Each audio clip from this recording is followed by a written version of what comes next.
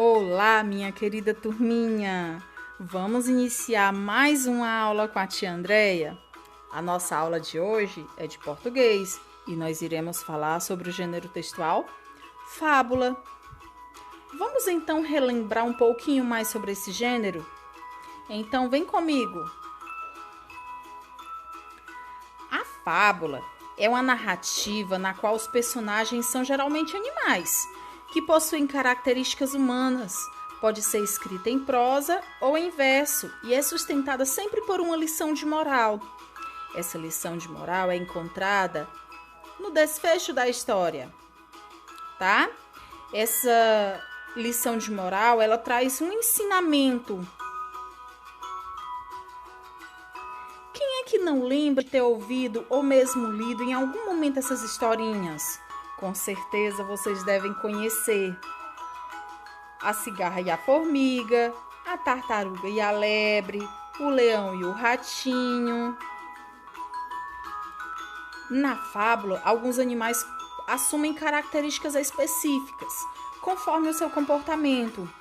São animais que falam, que pensam e agem como seres humanos. Muitas vezes, no finalzinho das fábulas, aparece uma frase destacada, chamada moral da história, tá? Essas histórias, elas constroem um ensinamento, uma moral, algo que a gente deve aprender a respeito do que aconteceu. O título aparece destacado com nomes de animais: o leão e o rato, a raposa e a uva, né? A cigarra e a formiga, a tartaruga e a lebre. A fábula também apresenta alguns elementos, tá? O enredo é a sequência dos fatos que vão acontecendo. Tem também o narrador. O narrador é quem conta a história.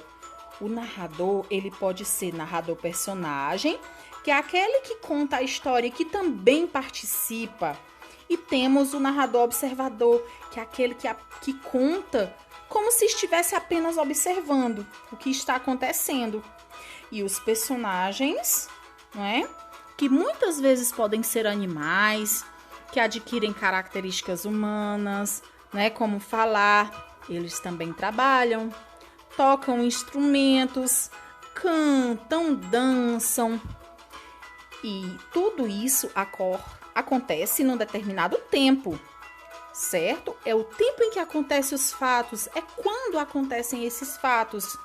E também tem o ambiente, né? O ambiente que é onde acontece, é o lugar onde acontece a história. O enredo é dividido em momentos, certo? Tem a situação inicial, que é onde acontece a apresentação dos personagens e da situação. Nós temos o desenvolvimento, que é a interação dos personagens.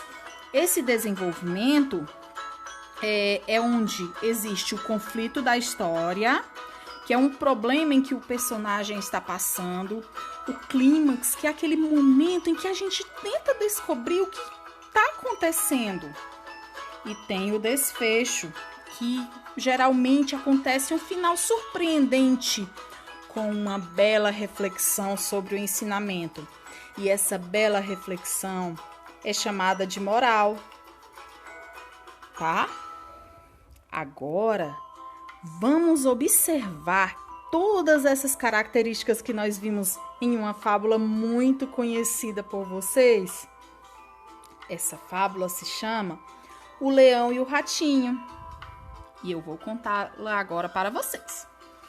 Um leão, cansado de tanto caçar, dormia espichado à sombra de uma bela árvore. Vieram alguns ratinhos passear em cima dele e ele acordou. Todos conseguiram fugir, menos um, que o leão prendeu embaixo da pata. Tanto o ratinho pediu e implorou que o leão desistiu de esmagá-lo e deixou que fosse embora. Algum tempo depois, o leão ficou preso na rede de uns caçadores. Ele não conseguia se soltar e fazia a floresta inteira tremer com seus urros. Nisso apareceu o ratinho.